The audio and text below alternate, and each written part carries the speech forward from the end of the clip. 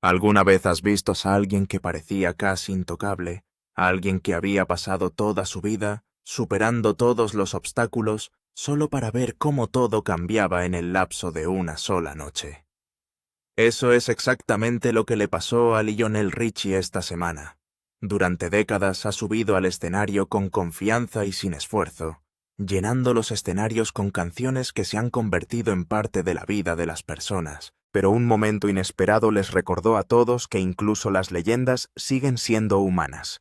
Lo que se desarrolló ante miles de fans no fue simplemente un concierto interrumpido, sino una escena profundamente inquietante que dejó a todo el mundo de la música buscando respuestas. Durante años, Lionel Richie ha compartido a menudo la misma filosofía simple sobre la creatividad cada vez que la gente le pregunta cómo escribe canciones que resuenan a través de generaciones. Les dice que no piensen demasiado en el proceso, y les explica que las mejores ideas nunca se fuerzan, sino que simplemente se les permite fluir naturalmente, tan a través del corazón. Es un consejo que refleja la tranquila confianza de un hombre que ha pasado más de 50 años confiando en sus instintos en lugar de seguir las tendencias. Esa silenciosa sabiduría ha dado forma no solo a su composición, sino también a la notable carrera que siguió. A los 77 años, la voz inconfundible detrás de clásicos eternos como Hello y All Night Long, subió a un escenario en Minnesota, esperando nada más que otra celebración, con entradas agotadas y miles de devotos fans. La atmósfera dentro de la arena se sentía eléctrica, llena de anticipación, mientras la gente esperaba para cantar cada letra familiar junto a uno de los mejores artistas de su generación. Todo lo relacionado con la velada sugería otra actuación inolvidable en una carrera que ya está repleta de momentos inolvidables.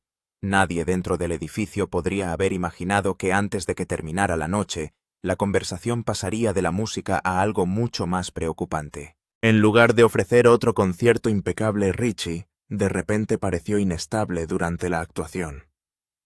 Los fanáticos observaron con creciente preocupación mientras él admitía que se sentía mareado, lentamente bajaba a una parte del escenario y luchaba por continuar actuando.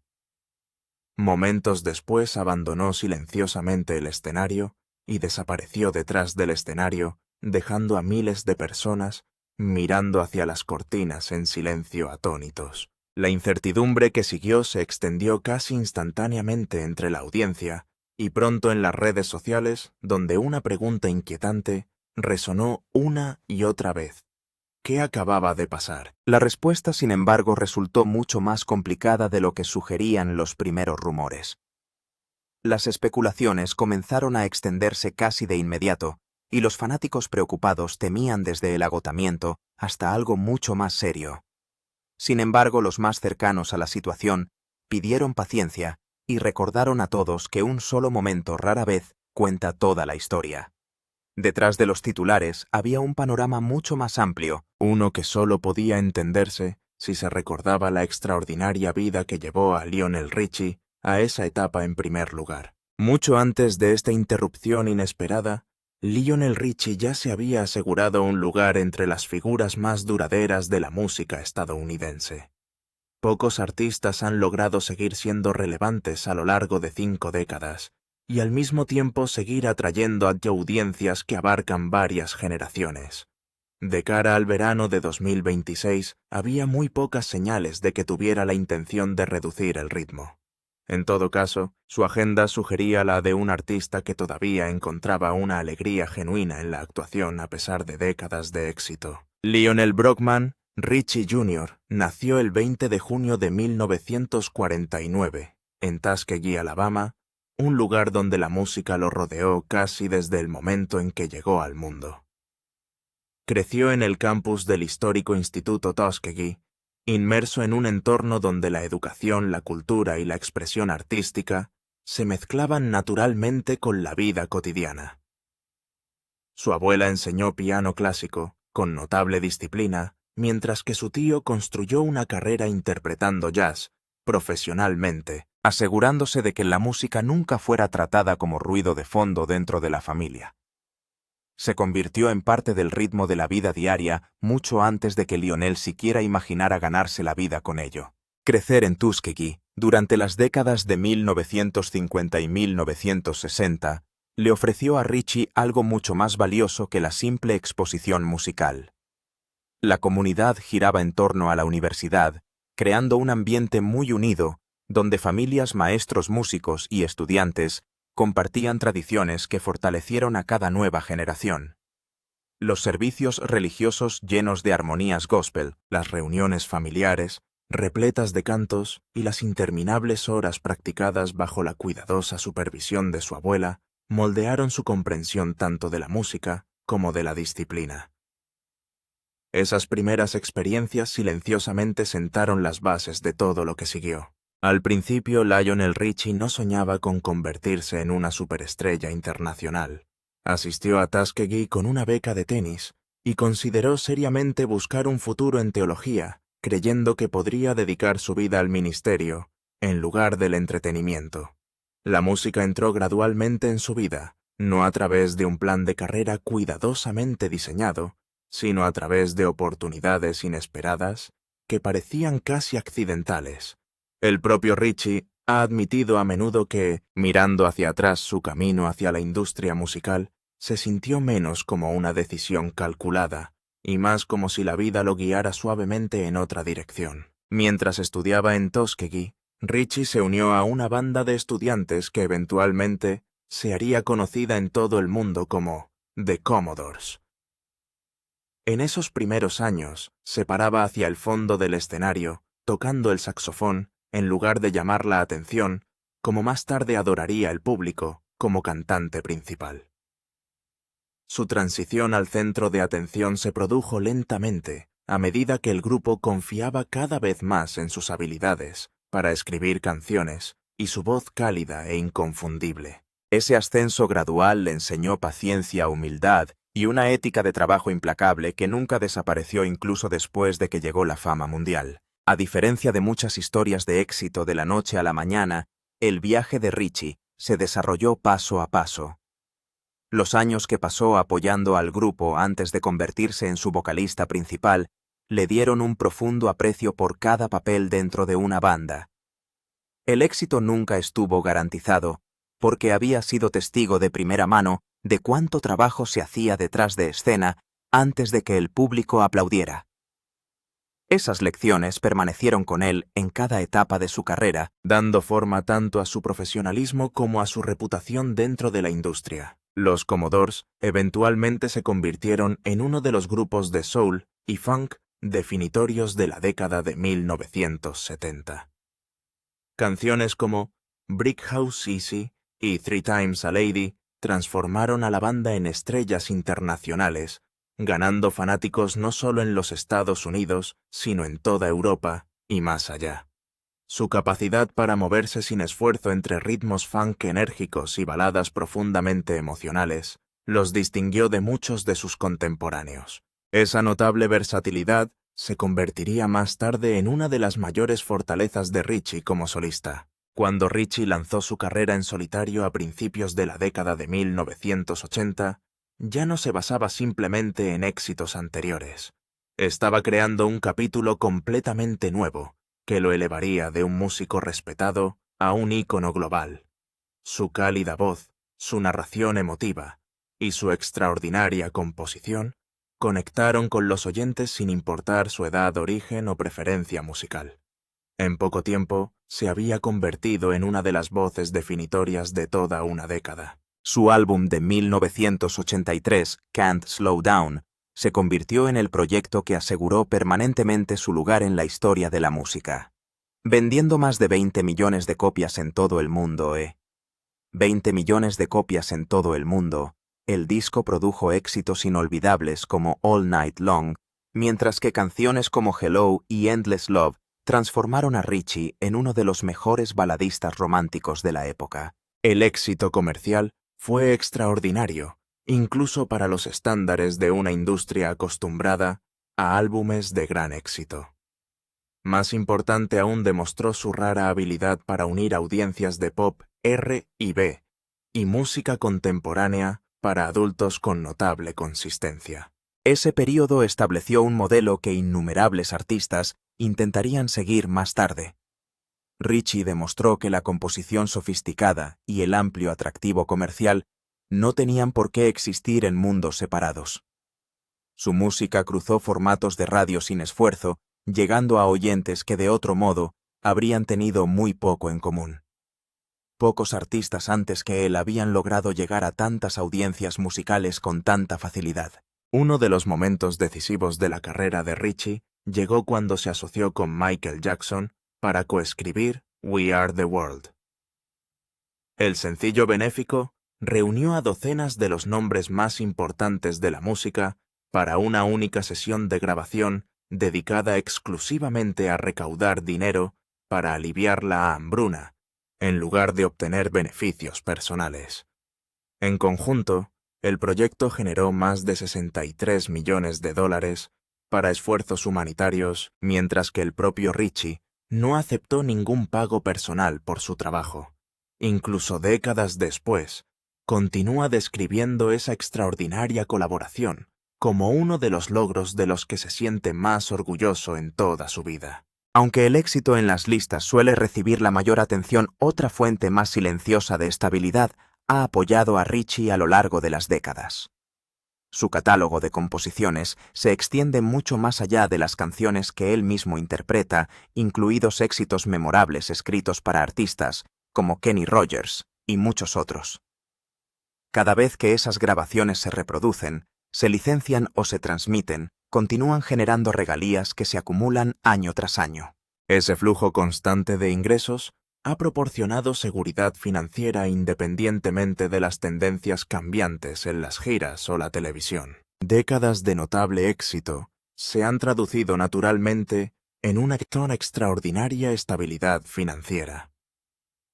A principios de 2026, la mayoría de las publicaciones de entretenimiento estimaron el patrimonio neto de Ritchie en aproximadamente $200 millones, una fortuna construida a través de la venta de álbumes, regalías por composición de canciones, inversiones, bienes raíces y trabajos televisivos. Su impresionante propiedad en Beverly Hills refleja las recompensas de una carrera definida por la constancia más que por breves momentos de fama.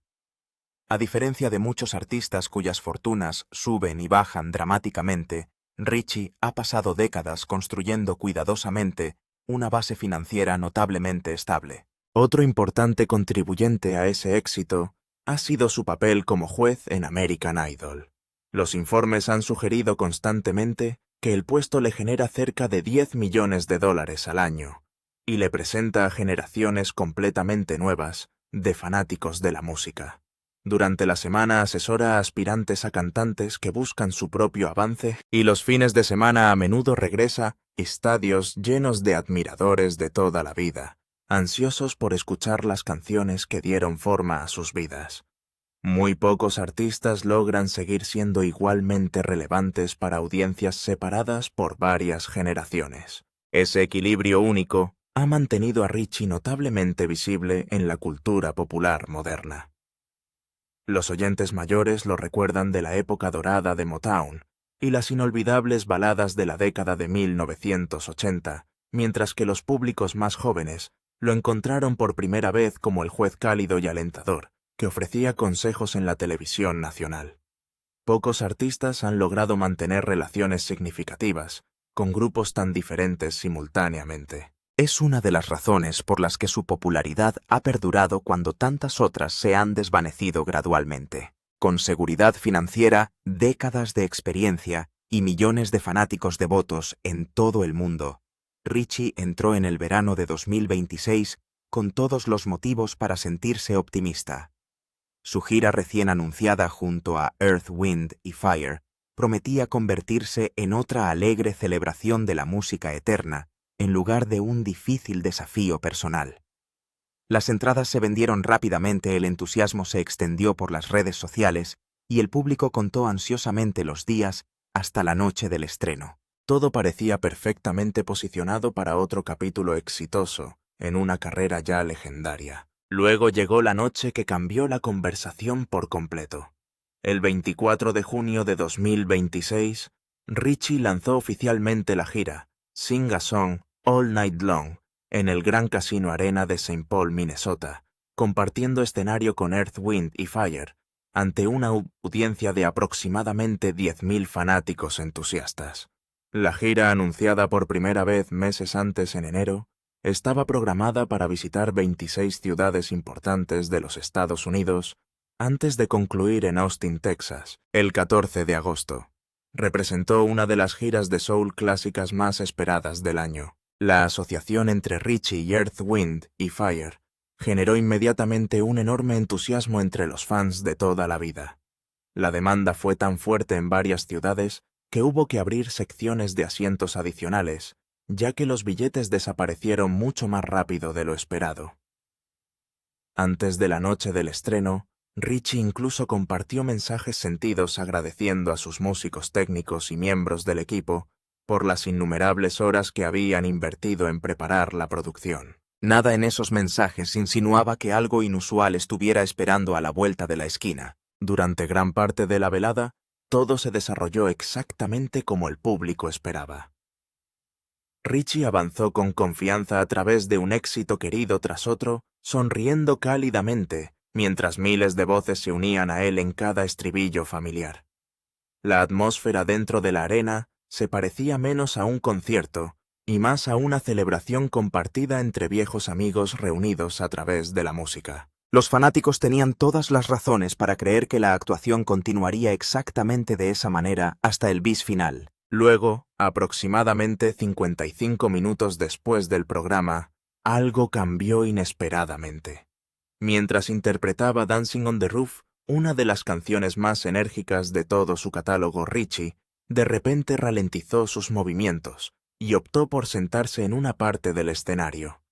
Hablando directamente al público, admitió que se sentía mareado y extrañamente mal, palabras que inmediatamente transformaron la emoción en preocupación. Para muchos fans de toda la vida que lo habían visto interpretar esa misma canción innumerables veces con energía ilimitada, la diferencia era imposible de ignorar. El cambio ocurrió tan rápido que muchas personas dentro de la arena lucharon por entender lo que estaban presenciando.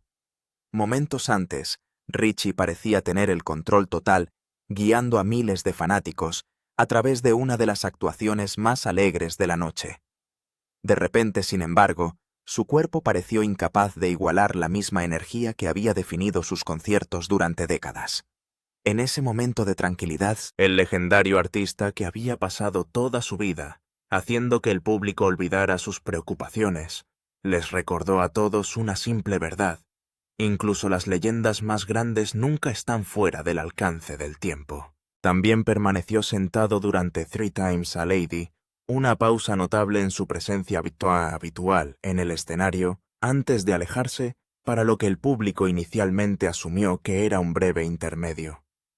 Los asistentes al concierto describieron más tarde un silencio incómodo que se instaló en la arena durante ese tramo, con murmullos que se extendieron entre la multitud, mientras los fanáticos intentaban descubrir si lo que se estaban viendo era un guión o realmente no planeado. Aproximadamente 40 minutos después, su saxofonista volvió al micrófono para dar la noticia de que Richie no volvería a salir, y le dijo a la multitud simplemente que no se encontraba bien y que no podía continuar con el espectáculo esa noche. Los paramédicos se reunieron con Richie entre bastidores y, según un informe publicado por TMZ, poco después del incidente, lo llevaron en ambulancia a un hospital, como lo que las fuentes describieron como una medida de precaución en lugar de una confirmación de un diagnóstico grave.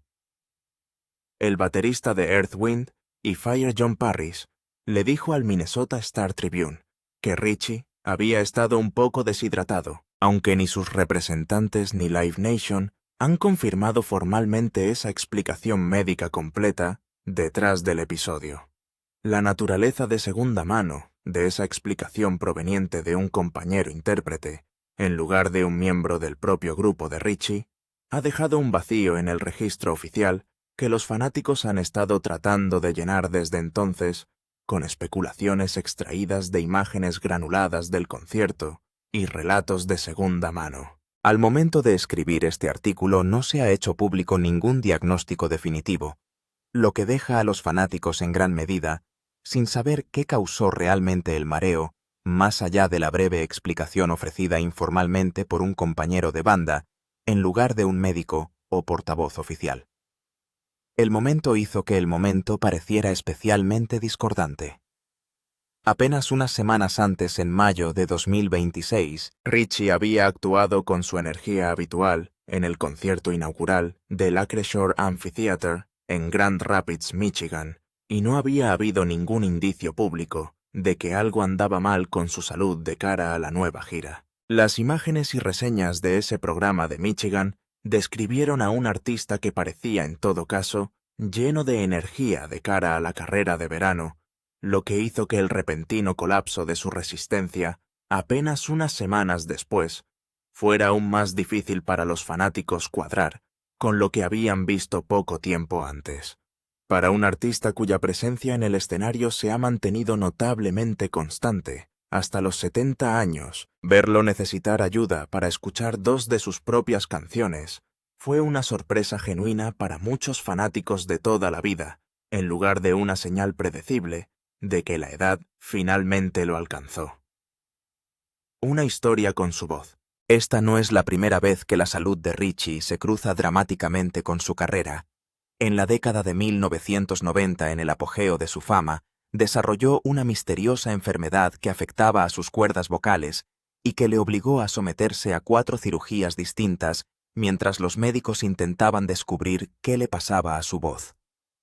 La incertidumbre se prolongó durante un periodo prolongado antes de que los médicos finalmente atribuyeran el problema al reflujo ácido inducido por la dieta, un diagnóstico que le permitió recuperarse por completo y evitar el mismo problema desde entonces. Durante esa terrible experiencia anterior, Richie ha dicho en entrevistas pasadas que realmente temía que su carrera estuviera terminada, ya que un cantante que no puede confiar en su propia voz tiene poco a qué recurrir, sin importar cuán fuerte sea su catálogo.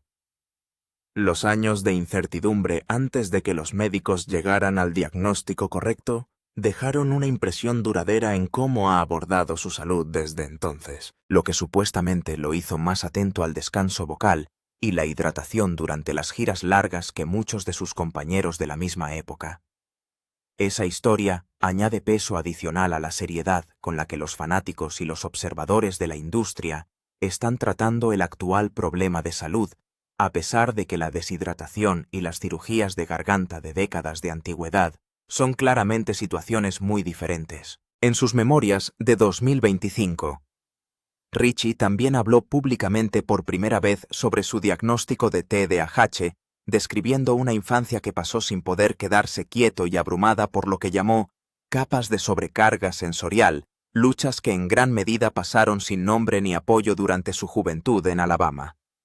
Dado que el lenguaje clínico simplemente aún no existía en la forma en que la gente lo usa hoy en día, esa revelación sorprendió a muchos fanáticos de toda la vida que solo habían visto la versión pulida y controlada de Richie que aparece en televisión, y agregó una capa de vulnerabilidad a una imagen pública que durante décadas se había apoyado casi por completo en el encanto y el talento para el espectáculo.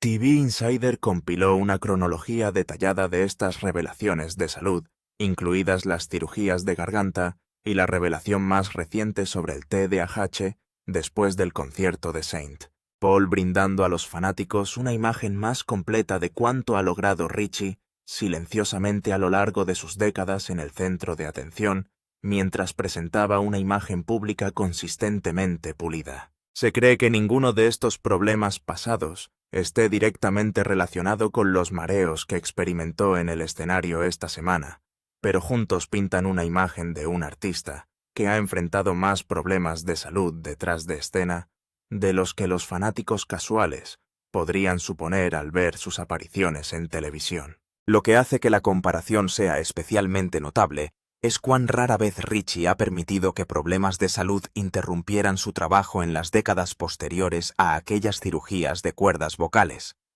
Continuó de gira durante sus 60 y 70 años con un nivel de consistencia que pocos de sus contemporáneos de la era Motown han igualado, y su carrera como juez de American Idol desde 2018 lo ha mantenido frente al público casi todas las semanas del año, sin interrupciones significativas. Ese historial de confiabilidad es parte de por qué la repentina necesidad de posponer los shows resultó ser una desviación tan notable de su patrón habitual, en lugar de algo que los fanáticos se habían estado preparando en silencio. ¿Qué pasa después? Las consecuencias del espectáculo de Saint Paul llegaron rápidamente. Live Nation anunció que los próximos 2 conciertos de Richie, programados para el 26 de junio en Chicago y el 27 de junio en Columbus, Ohio, se pospondrían por completo bajo el consejo de los médicos de que descansara y recuperara su salud antes de volver al escenario. La declaración oficial, ampliamente compartida y reportada por Deadline en los días posteriores a la cancelación, describió a Richie como desconsolado por las cancelaciones y enfatizó que se esperaba que la gira se reanudara el 30 de junio en Pittsburgh, Pensilvania. La brecha de aproximadamente 3 días entre la fecha cancelada de Columbus y el regreso planeado a Pittsburgh sugiere que su equipo médico está tratando esto como un revés a corto plazo, en lugar de algo que requiere una pausa prolongada, aunque ninguna declaración pública ha explicado exactamente qué puntos de referencia de recuperación deben cumplirse antes de que regrese al escenario. Al momento de escribir este artículo, no se habían anunciado fechas reprogramadas para los espectáculos de Miss Chicago y Columbus, lo que dejó a los poseedores de boletos en ambas ciudades esperando más actualizaciones de los organizadores de la gira en las próximas semanas. La cobertura adicional después de la cancelación, incluido un informe de The Hollywood Reporter, que detalla las fechas pospuestas, confirmó que el resto de las 26 fechas todavía estaba programada para continuar según lo planeado con paradas planificadas en todo el país hasta el final de agosto en Austin. Esa confirmación es importante para los fanáticos en las docenas de ciudades que aún esperan que llegue la gira, ya que un anuncio más drástico fácilmente podría haber generado temores de una cancelación total en lugar de una breve pausa. Si Richie necesitará ajustar su ritmo o incorporar días de descanso adicionales a medida que continúa la gira, sigue siendo una pregunta abierta que solo el tiempo y su equipo médico pueden responder. Se ha alentado a los fanáticos que monitorean sus redes sociales y canales oficiales de la gira a que estén atentos a cualquier cambio adicional en el calendario mientras trabaja hacia una recuperación completa antes de que llegue la fecha en Pittsburgh.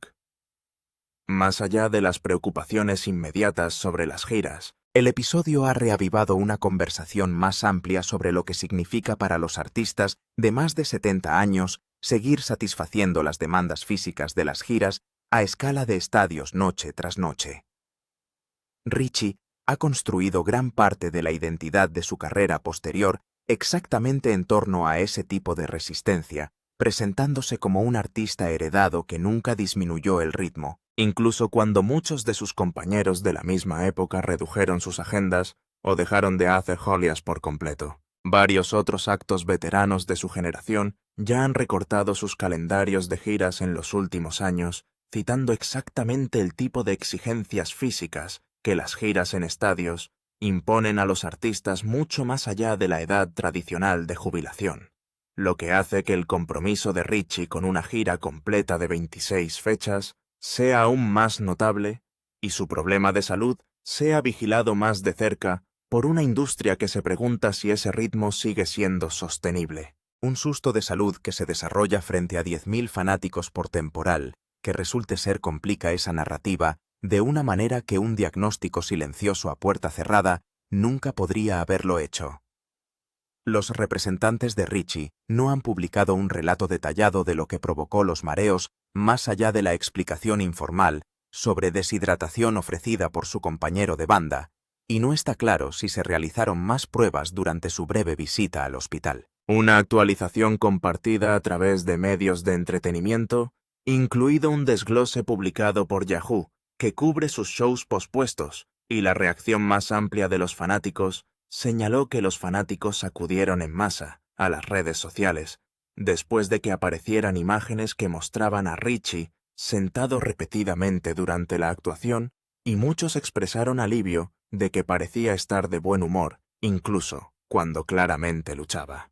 Esa mezcla de preocupación y alivio ha definido gran parte de la conversación en línea, desde el programa con fanáticos intercambiando clips del momento, junto con mensajes de apoyo y buenos deseos dirigidos a Richie y su equipo. Lo que está claro es que un artista que ha pasado décadas posicionándose como intocado por el tiempo, se vio obligado frente a un estadio lleno a enfrentar los mismos límites físicos que eventualmente alcanzan a todos los artistas, sin importar cuán cuidadosamente administren su agenda. La forma en que Richie maneje el resto de esta gira, y si surgirán más actualizaciones de salud en las próximas semanas, probablemente determinarán cómo se recordará este momento en particular, ya sea como un breve susto superado rápidamente en el camino a Pittsburgh, o como la primera señal visible de un cambio más duradero en lo que su cuerpo puede soportar en el escenario. Por ahora la historia sigue inconclusa. Se espera que Richie vuelva a estar frente al público en unos días. Los médicos han allanado el camino hacia la recuperación y la gira en sí no ha sido cancelada por completo. Pero la imagen de él, sentado bailando Dancing on the Roof, una canción construida enteramente en torno al movimiento y la energía, ya se ha convertido en uno de los momentos más sorprendentes de su carrera a esta altura del juego, un recordatorio de que incluso las leyendas más confiables no son inmunes a alguna que otra noche que no sale según lo planeado. La industria musical en general ha visto momentos similares antes con otros artistas tradicionales, y la reacción generalmente sigue un patrón familiar de preocupación, especulación y eventual alivio una vez que un artista regresa al escenario. Si la situación de Richie sigue el mismo patrón, depende en gran medida de lo que su equipo médico encuentre en los próximos días, y de si la explicación de la deshidratación se sostiene como la historia completa y completa. Los fanáticos deseosos de claridad probablemente tendrán que esperar hasta que reanude su gira en Pittsburgh como estaba planeado, o emita una declaración personal más detallada, explicando exactamente lo que sucedió esa noche en St. Paul. Hasta entonces, lo más cercano a la certeza es el calendario en sí, con Pittsburgh, como la próxima prueba real de si este capítulo se cierra silenciosamente o continúa atrayendo la atención a medida que avanza la gira durante el resto del verano. Gracias por mirar. Si esta historia te conmovió, presiona el botón me gusta y suscríbete para no perderte ningún video. Deja un comentario a continuación y cuéntanos qué crees que está pasando realmente con la salud de Lionel Richie, y compártelo con alguien que creció amando su música.